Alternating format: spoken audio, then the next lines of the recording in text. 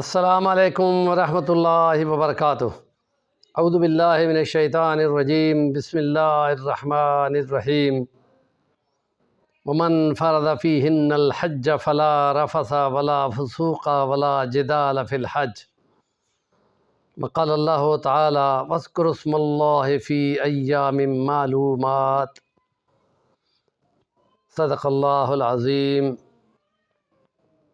وہ 10 راتوں کی قسم خدا نے اٹھائی ہے، اس میں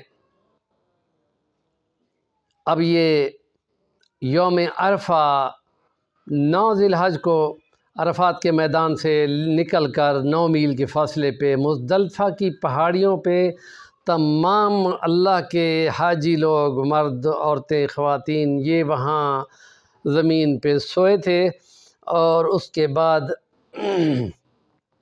صبح نماز پڑھ کر روشنی ہونے کے بعد وہ مینا میں پہنچتے ہیں اور اللہ کی تعریفیں، تسبیحیں، تحمیدیں، اللہ کا ذکر کرتے ہیں، اور پھر وہ یہاں بڑے شیطان کو کنکریاں مارتے ہیں۔ 7 کنکریاں چن کے لاتے ہیں، دوسرے دن کی بھی 7 ہوتی ہیں، تیسرے دن کی بھی 7 ہوتی ہیں، تو وہ چھوٹی چنے کے دانے کے برابر ہوتی ہے، اور اللہ اکبر پڑھ کے دائیں ہاتھ بلند کر کے جمرے کے قریب آ کر اس کو ماری جاتی ہے، اور اس کے سوا کچھ اور مارنا یا جوتے مارنا وہ بدعات ہیں، وہ غلط ہے، شریعت کے مطابق چلنا ہوتا ہے۔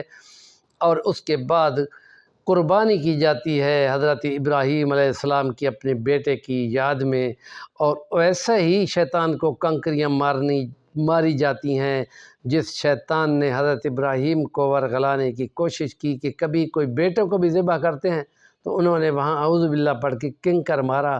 تو اب یہ تمام حاجیوں کو وہاں پہ کنکر مارنے پڑتے ہیں، اور پھر قربانی کی جاتی ہے، اور اس قربانی کی یہ شرائط ہیں کہ وہ کسی قسم کے عیب سے پاک ہو، اور اس میں کوئی نقص نہ ہو، اس میں کوئی کمزوری نہ ہو۔ نبی پاک نے جتنے بھی دمبے ذبح کیے تھے، یا اونٹ 5 سال کا، یا گائے 2 سال کی، یا مینڈھا یا بکرا 1 سال کا، تو وہ اچھے خاصے پلے ہوئے، لیکن صرف یہ اللہ کی رضا کے لیے ہو۔